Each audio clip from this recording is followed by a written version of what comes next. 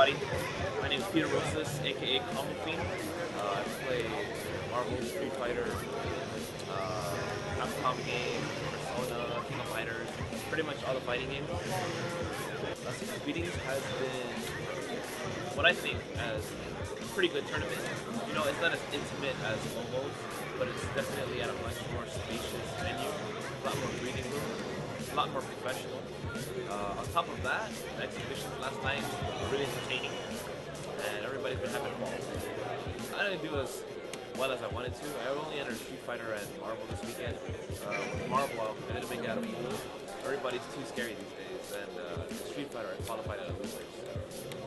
Well, when I had to play Juice Box and Winners, I actually won the first game, and then he kind of mixed it up, and he became unbeatable. He was kind of predictable, and then he just started doing whatever he wanted, and that threw me off because Abel's one of those momentum characters. So he beat me the second game, and then in the last game, I actually had the momentum, and I should have just stuck to my game plan, but I tried to do too much. He ended up escaping, he flushed it out, he beat me. So in Losers, I realized, okay, this guy's weakness is that he can't really tech throws, and I wasn't exploiting that. So I just need to stay using it, and when he adapts that finally, then I'll change my game plan accordingly. But he told me after I beat him that he doesn't tech throws, so it worked out for the best. Well, I mean, there's definitely a difference. You have to understand that being sponsored means that you are working. You know, it's not a something that nothing arrangement. You being sponsored means that you represent the company. You know, you have to make sure that you do well so that the brand does well. And at the same time, you know, you also have to believe in what, or you have to do a job for them. That's what it is to be sponsored. You know, it might not be you just flying around playing games. There's also the business side of it. You know, how you generate revenue for them. Right now, I don't have those responsibilities because I'm not sponsored anymore. So I might not be able to get around as much because it goes back to how it used to be, where I'm very possible. But at the same time, I'm definitely a lot more free in the sense that I don't have to report to anybody and I can do as I like. Also, there's added pressure of doing well is gone in the sense that I don't have to win or get it to the top 8 or whatever. I can have a bad tournament and not feel like it's the end of the world. Well, I mean, it's definitely evolved over time. They've been doing this for so long that they've kind of come to accept it. In the beginning, everybody thought that there was no future to this. You know, it's kind of just, hey, it's a fun hobby for them. That's an outlet. All right, so let them do it.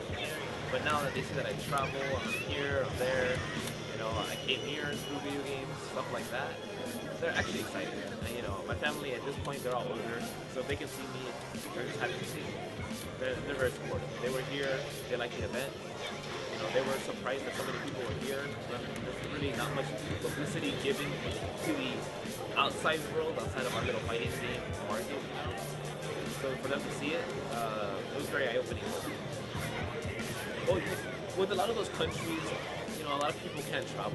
Whether it's visa restrictions, monetary restrictions, you know, life restrictions, whatever it may be.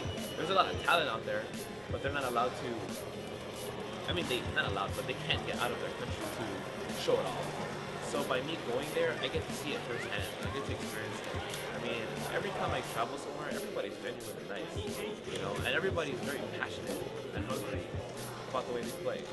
You know, so it's really good to see these communities developing and come together to, you know, just to get better, because they're not really playing for huge prize purses like we are here, like $2,500 for first place at season beatings or anything like that. They're not playing for that.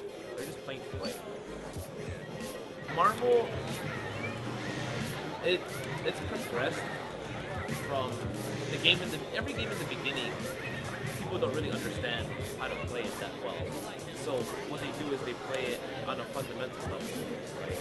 And I have pretty strong fundamentals. That's what I'm strong at. So in the beginning of games I do well. But then people understand the engine better and they just exploit what's good in the engine. And in Marvel, what's good in the engine is playing one-player games. You do that combo and some kind of weird mix-up in the corner, death combo, this is a weird mix in the corner, or T, C, and death combo, you know?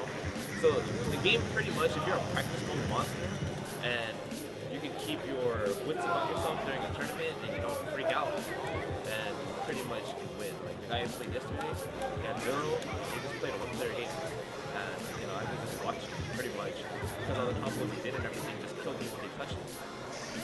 There was no real way to stop him because I didn't know what he was thinking. He was kind of just doing what he wanted until he hit me, and that was the game. That's kind of where I see Marvel progressing. You know, there's going to be the old guard who are going to have the fundamentals and they're going to have strong strategies, but then there's also going to be training with monsters, and I think that eventually the training with monsters will come out to play. You know, they're going to kind of have their little range, just because the game favors it. As smart as you are, somebody can kill you with anything. That's what makes the game so scary. I honestly felt, outside of Yipes and Infrared, that it was a cool because they came out here a long way, you know? And the point of it was USA versus the world. I mean, you guys were like, okay, I get to come out for this tournament, I get to play against Americans in America, huge experience, you know, big chance. Just for 3 of the 5 to be like, you're not good enough to get my main team. My main team. No respect. You know, that's like the biggest insult you can give somebody. And I feel that, you know, every time I play them, or any of the Americans, they always give me the ace, 100%. Even though I think that a few of the foreign players are better than me, you know, but they give me that respect. And I feel like you should give those that respect. The greatest thing that they could have done was beat the crap out of those guys. They could have sent them home in body bags. But this time they did it in a way it's more embarrassing, you know? And it's like a double standard kind of thing. Oh, I lost, I didn't use my main team. Oh well, I won, look at that, I used my main team, you guys suck. You know, I mean, there's really no real way to win that. And I thought that that's pretty unfortunate for somebody traveling so far.